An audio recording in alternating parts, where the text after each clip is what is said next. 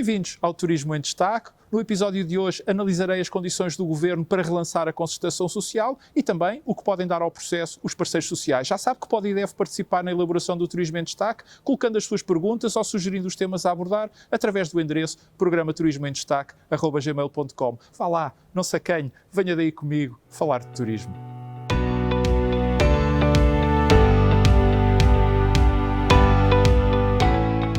A realização, na semana passada, da primeira reunião da Comissão Permanente de Concertação Social convocada pelo novo Governo, naturalmente acabou por dominar as atenções da comunidade turística. Por isso, não é de estranhar que me tenham chegado mensagens e perguntas para o endereço que está aqui a passar em rodapé, programaturismoemdestaque@gmail.com, acerca deste assunto e, sobretudo, acerca daquilo que podemos esperar da concertação social neste nova legislatura que agora se inicia. Perguntas e mensagens essas que naturalmente agradeço. Foi justamente com esse propósito que o endereço programaturismoemdestaque@gmail.com foi criado, para que possa participar, colocando as suas perguntas ou sugerindo os temas a abordar. Já sabe que a sua participação é fundamental para que consigamos levar por diante este programa e, obviamente, também, por isso, recorde que pode e deve usar e abusar do endereço programaturismoemdestaque@gmail.com. Dito isto, vamos agora então ver se o Governo terá ou não capacidade para relançar a concertação social. E devo desde já dizer que esta é uma daquelas perguntas cuja resposta, como se costuma dizer, vale 1 milhão de euros. E porquê é que eu digo isto? Essencialmente porque, por melhores que sejam as intenções do Governo, o atual quadro político que resultou da expressão da livre vontade dos portugueses nas últimas eleições legislativas do passado dia 10 de março não garante a estabilidade, a confiança e até mesmo a força necessárias que permitam, por um lado, ao Governo apresentar propostas que de algum modo possam ser consideradas pelos parceiros sociais, isto é, na verdadeira acessão do termo, pois, como temos visto, quando as mesmas depois forem remetidas para a Assembleia da República para serem analisadas, podem vir a sofrer alterações profundas ou até mesmo podem acabar por não merecer a aprovação ou, em caso da mesma se vir a ser efetuada, ser aprovada em moldes totalmente diferentes daqueles que inicialmente foram avançados pelo Governo. E, por outro lado, também não dão aos parceiros sociais a segurança que as negociações e eventuais acordos que venham a realizar com o Governo ou propostas que apresentem e acabem por ser aceitos, no final sejam ou acabem também por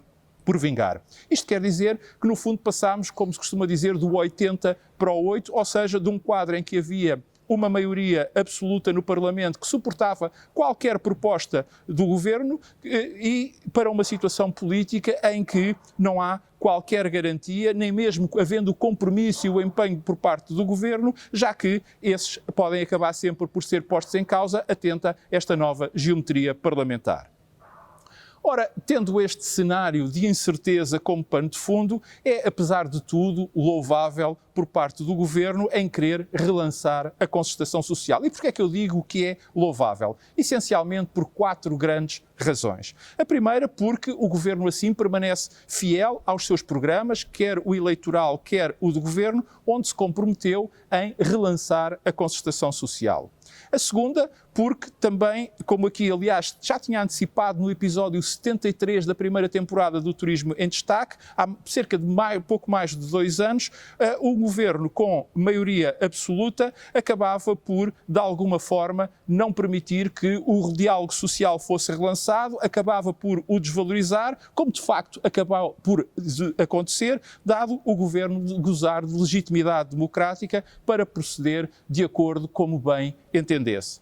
A terceira razão, porque permite ao Governo que está neste momento em funções assumir que há temas que, como por exemplo o acordo de rendimentos ou a agenda para o trabalho digno, onde foi particularmente visível esta força política por parte do Governo cessante, que de algum modo acabou por impor a sua vontade aos parceiros sociais, exceção feita à CGTP, que acabaram por aceitar acordos que já se sabia que não seriam cumpridos, nomeadamente naquela parte que estava para para além do Governo, conforme, aliás, aqui tive a oportunidade de, em tempo, alertar. E, finalmente, a quarta grande razão, porque também o presente Governo, com isto, revela coragem ao querer discutir em sede de concertação social questões como o aumento da produtividade, a isenção ou o alívio da carga fiscal sobre os prémios de desempenho, a reforma do serviço público de emprego ou até uma melhor compaginação entre as vidas profissional e privada.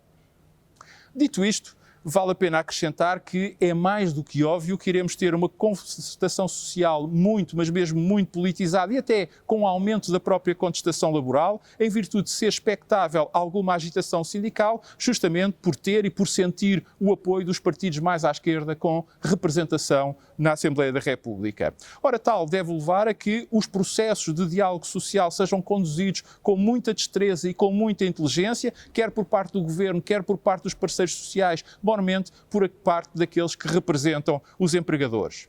É que nós não nos podemos esquecer que de boas intenções está o inferno cheio. E se é verdade que não há garantias que o que possa ser acordado na Comissão Permanente de Concertação Social será, no final, validado na Assembleia da República, não menos verdade é que poderá também haver a tentação do Governo procurar respaldar acordos, privilegiando o diálogo apenas com alguns parceiros, como aliás já aconteceu no passado, e refiro-me em concreto à criação de uma espécie de concertação social dentro da própria concertação social, isto é, negociações diretas entre a CIP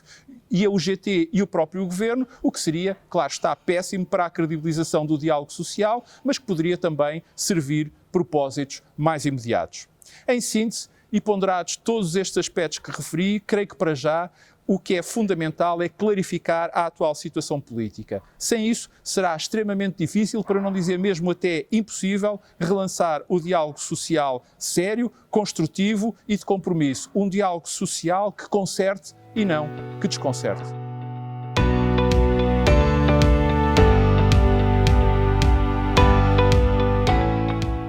Aqui está mais uma excelente pergunta. Contudo, ou se quisermos, apesar de tudo, esta afigura-se-me de resposta bem mais simples, o que não quer dizer propriamente fácil. Mas vamos por partes. Na minha opinião, os parceiros sociais podem dar um valiosíssimo contributo à Comissão Permanente de Concertação Social ou, se quiser, à própria valorização do diálogo social, acima de tudo, em dois grandes planos. O plano interno e o plano externo. E desde já digo que a ordem tem, ou se quisermos, deve ser esta, porque não vale a pena procurar envolver ou convencer terceiros das suas intenções e da importância do assunto, se em primeiro lugar não demonstrarem coesão na defesa do diálogo social. E coesão não quer dizer concordância. Significa tão só sinalizar e demonstrar o valor estratégico do diálogo social para o país, para a economia e para a sociedade. Diálogo esse que deve preferencialmente ser dialético, isto é, resultar de divergências ou de diferenças de pontos de vista iniciais e, por força do debate e da discussão construtiva, conduzir a aproximações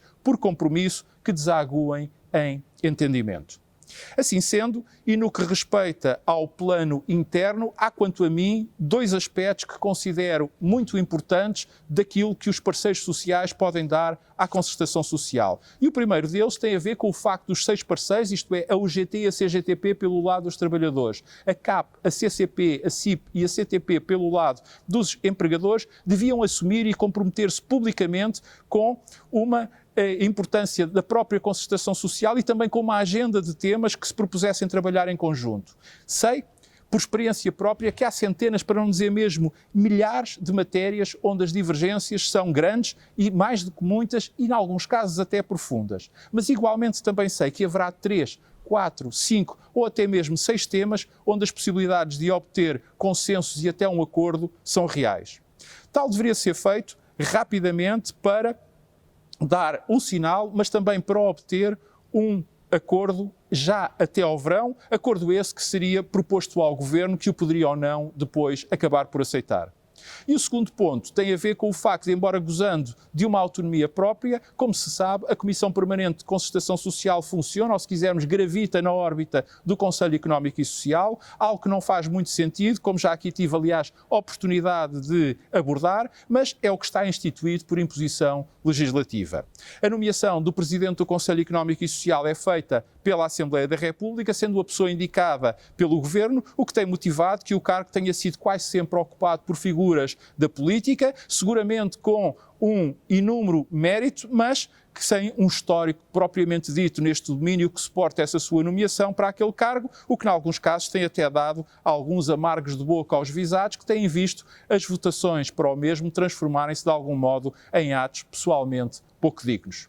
Creio, pois, que neste preciso momento, e tendo presente a atual moldura política do Parlamento, fazia todo o sentido que os parceiros sociais, por uma vez, aproveitassem a oportunidade e avançassem com uma proposta de candidatura suportada por todos para a presidência do Conselho Económico e Social e que lá está, fizessem o respectivo trabalho de casa junto do Governo, junto dos partidos políticos com representação parlamentar e todas as demais entidades que de algum modo pudessem ajudar e contribuir para este processo, de modo a fazerem vingar esta ideia. Acredito sinceramente que este podia ser um marco ou até mesmo um ponto de viragem para a credibilização da Comissão Permanente de Concertação Social, do Conselho Económico e Social, do diálogo social e, claro está, também da própria importância dos parceiros sociais. Refira-se que o atual Presidente do Conselho Económico e Social é candidato às eleições europeias em lugar elegível, razão pela qual esta oportunidade se vai colocar a brevíssimo prazo, dado o cargo acabar depois por ficar em aberto.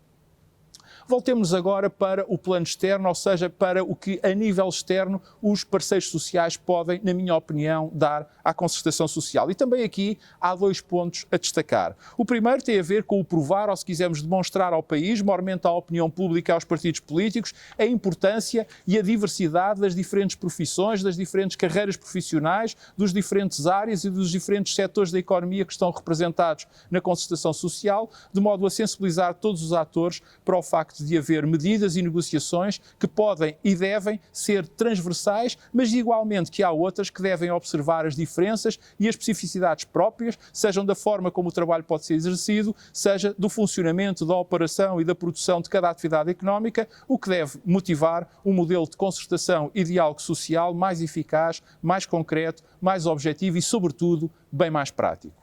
E o segundo ponto, para dizer que, considerando o potencial instabilidade resultante do quadro parlamentar e de modo a acautelar as discussões e até mesmo as eventuais alterações e entendimentos em sede de Comissão Permanente de Concertação Social que possam depois acabar por vir a ser alvo de alterações por força da intervenção dos partidos políticos e também da agenda de cada um deles, deverão os parceiros sociais, assim, redobrar os seus esforços no sentido de garantirem e preservarem o diálogo social e não deixarem que a concertação social possa, de algum modo, entrar numa espiral de descredibilização e, que lá está, também de definhamento, da qual, prevejo eu, dificilmente recuperaria. Escusado é dizer que isso obrigará a um redobrar dos esforços conjuntos e individuais dos parceiros sociais. Portanto, e como se vê, há muito, mas mesmo muito trabalho pela frente, o que até é uma boa notícia, já que quer dizer que igualmente também há muito que os parceiros sociais podem dar à concertação social. Só que não basta dizer que o diálogo social é importante, é fundamental passar-se das palavras aos atos. E isso é algo que está nas mãos, que cabe inteiramente aos representantes de quem trabalha e de quem emprega. É nessas mãos que está depositada a responsabilidade do país poder continuar a contar com uma concertação social forte, dinâmica e, sobretudo, construtora de verdadeiras pontes sociais. Como sempre, cá estarei para a semana. Até lá, saúde, paz. O Estado do Rio Grande do Sul necessita da nossa solidariedade e recordo que pode e deve participar na elaboração do Turismo em Destaque, colocando as perguntas que deseja ver respondidas ou sugerindo os temas que gostaria de ver abordados através do endereço programa turismoemdestaque@gmail.com. E se ainda não o fez, não perca a oportunidade e subscreva gratuitamente o meu canal. Para isso basta carregar no botãozinho preto que diz subscrever aqui mesmo por baixo da minha imagem para dar a sua opinião, para partilhar ou simplesmente para ver ou rever os meus comentários.